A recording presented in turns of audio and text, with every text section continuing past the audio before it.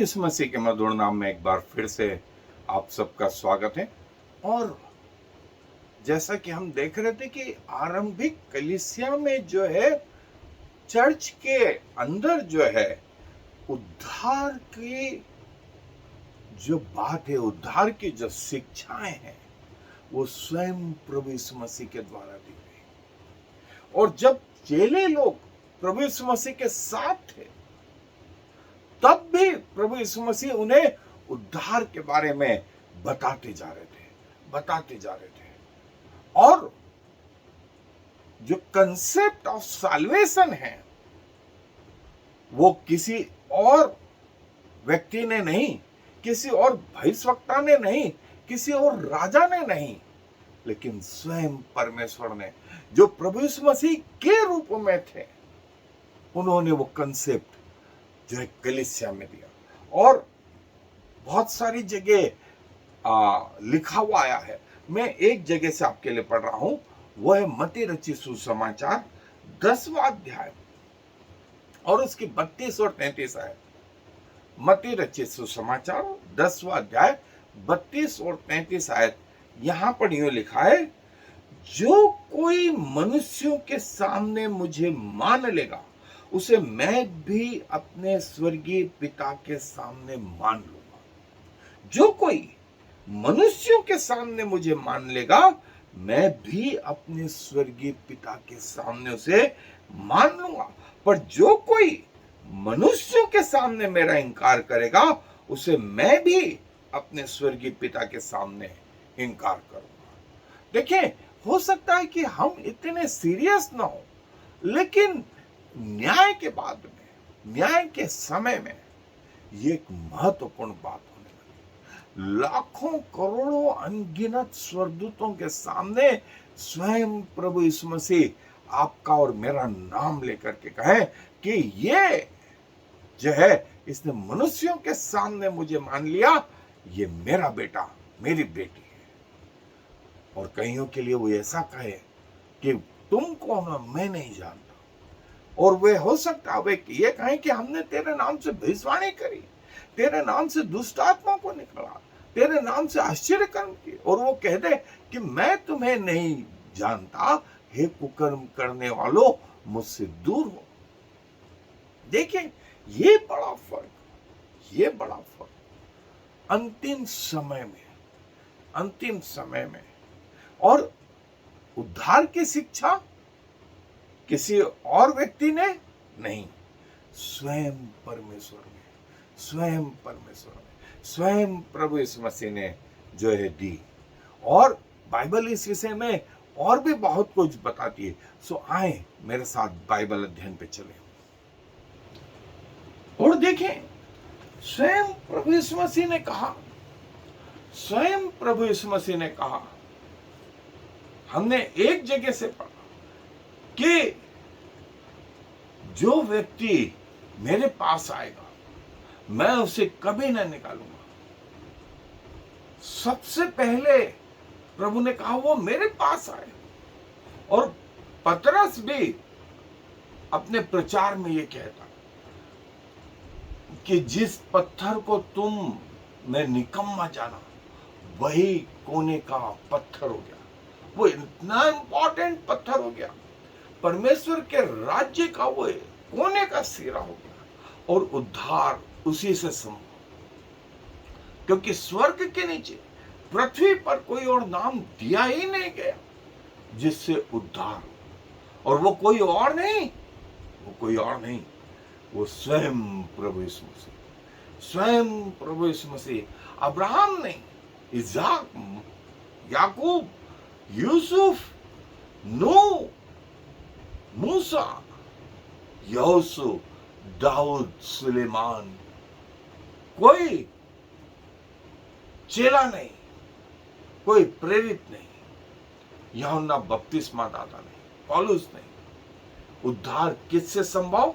स्वर्ग के नीचे, पृथ्वी के ऊपर उद्धार सिर्फ और सिर्फ प्रभु यीशु मसीह, सिर्फ और सिर्फ प्रभु यीशु मसीह।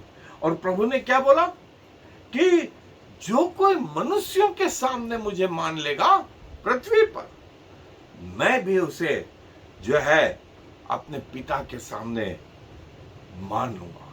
और प्रभु ने इसके पहले हमने देखा था, जी उठने के बाद कहा था, जो विश्वास करेगा, जो विश्वास करेगा,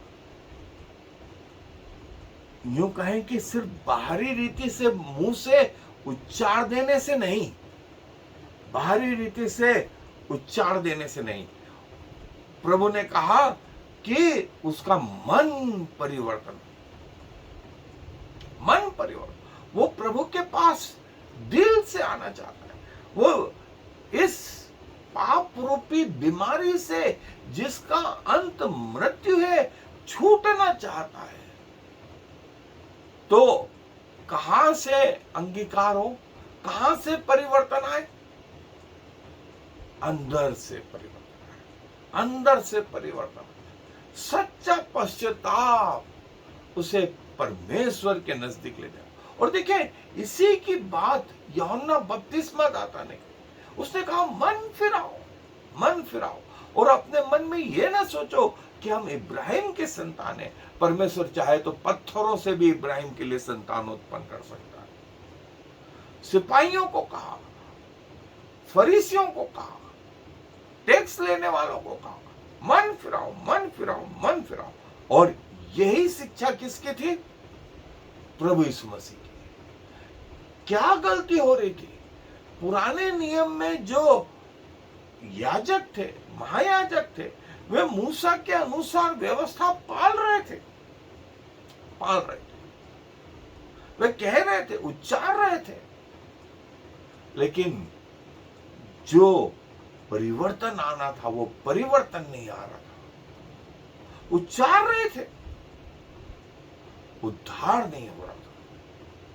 और प्रभु यीशु मसीह ने जो है उस लॉ को, उस नियम को, उस कानून को जो है विश्वास के द्वारा जो है बदल दिया। और कहा, जो मन फिराएगा, जो कोई दिल से चाहता है परमेश्वर के राज्य में आना, वो यदि हृदय फिराएगा तो वो जीवन पाएगा। और यही बात प्रभु यीशु मसीह ने चेलों को सिखाई कि जिस घर में जाओ उससे कहो कि परमेश्वर का राज्य निकट आ गया है। इसलिए मन फिराओ और मन फिराओ के योग्य फल लाओ।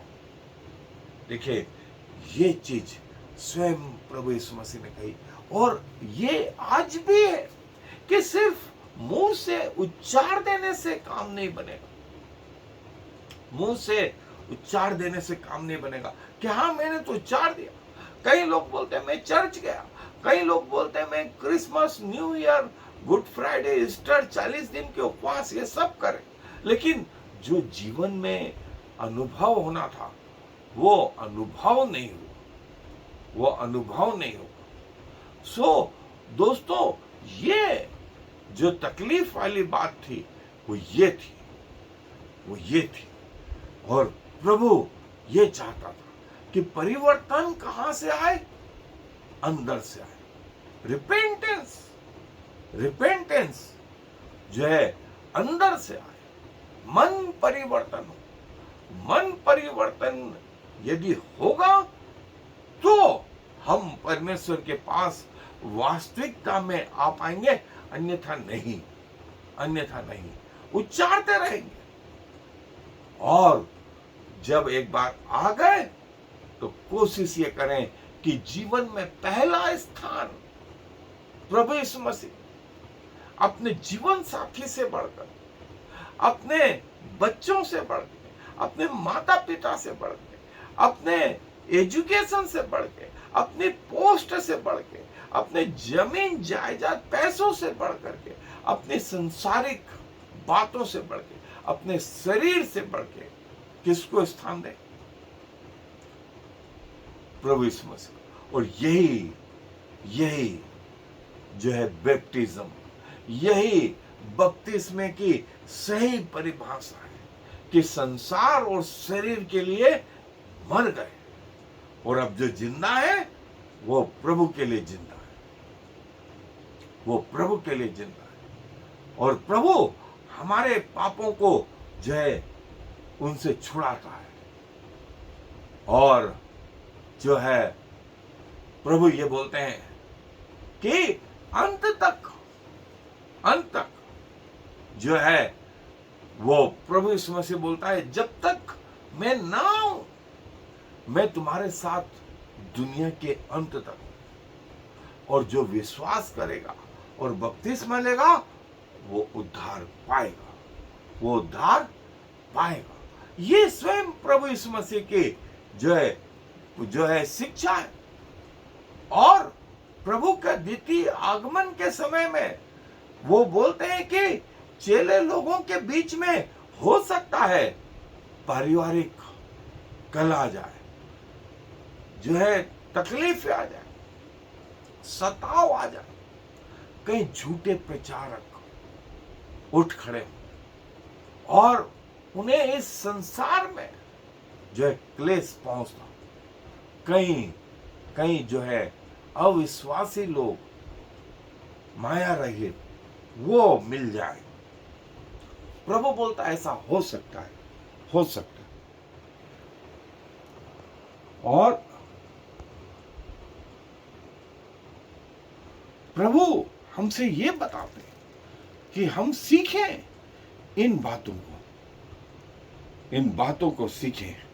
और प्रभु बोलते हैं मन फिराओ और ईमानदारी से परमेश्वर के पीछे अपनी मृत्यु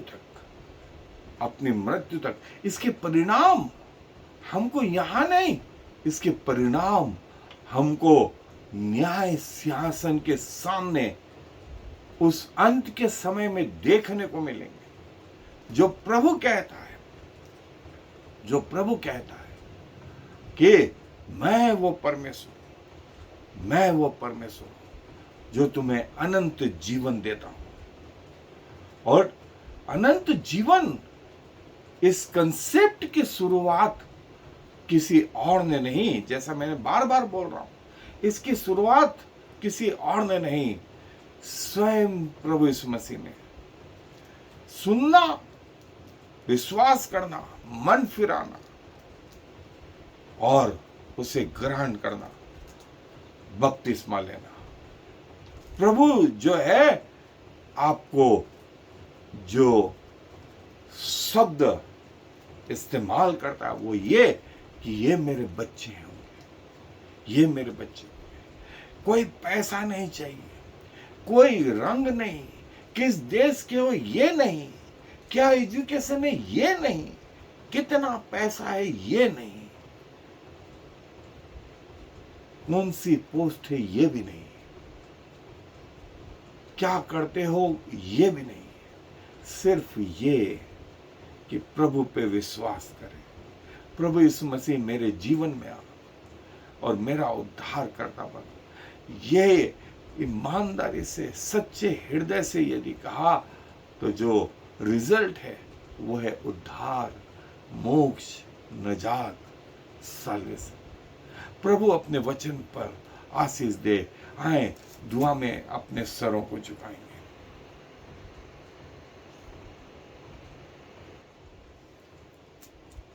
प्रभु जी धन्यवाद देते हैं आपके अद्भुत योजना के लिए, और जिसके लिए मनुष्य कोशिश करता रहा प्रभु पीढ़ियों से कि कैसे मोक्ष मिले, कैसे नजात मिले, वो इतने सरल तरीके से आपने जो है सब लोगों के लिए, सब जातियों के लिए खोल दी। हम आपको हृदय से धन्यवाद दें। और उद्धार एक वास्तविक जीवन आपने बनाया, वो पापों से हमें छुटकारा दिया, हमें अपने राज्य में ग्रहण करा।